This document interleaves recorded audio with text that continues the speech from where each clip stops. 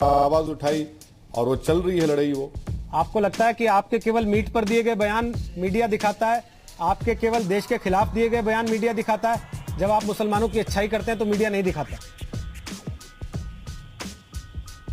आपको ये बताना पड़ेगा कि मैंने देश के खिलाफ क्या कहा, और अगर कहा है तो मैं जी टीवी को चैलेंज कर रहा हूँ, मेरे खिलाफ केस बुक करिए और मुझे जेल में डालिए, वरना इस अल्फाज को आप वापस लीजिए। उस पर ये भी आ आपको जाऊंगा। जेब नहीं देता कितना बड़ा वैसे साहब उस पर भी आ जाऊंगा, कितना बड़ा टीवी। अभी उस पर भी आ जाऊंगा सर। ये आपको जेब नहीं देता, उस पर भी आ जाऊंगा। इतना बड़ा अपने मुंह से चैनल है कहे या अपने भाई के कहे के साथ खड़े रहे, दोनों एक ही बातें हैं सर। सुनिए, अगर आप देश के तमाम मुसलमानों की नुमाइंदगी करते हैं तो आप अपने भाई की भी नुमाइंदगी करते हैं।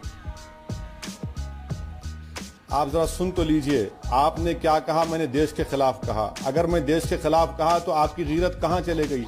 आप एक गद्दार को क्यों बुलाया अपने टीवी चैनल पे? सर मेरा सवाल ये है, आप बताइए केस। सर आप एक सांसद भी हैं, असदुद्दीन ओवैसी आप एक सांसद भी हैं, आप इस तरह की बात सांसद भी हैं। नहीं, हम आगे आप नहीं, एक वकील भी हैं। नहीं हम आगे नहीं, आप एक वकील भी हैं, हम आगे नहीं बढ़ सकते जब तक कि आप मेरा एक बयान बताएंगे जो मैंने देश के खिलाफ कहा।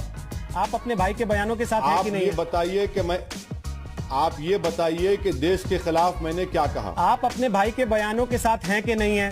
अगर उनके भाई, आपके भाई के बयान देश के खिलाफ हैं और आप उनके साथ हैं तो आप साथ दे रहे हैं ना उन बातों का, आप डिफेंड कर रहे हैं उन बातों को। अगर आप उनके साथ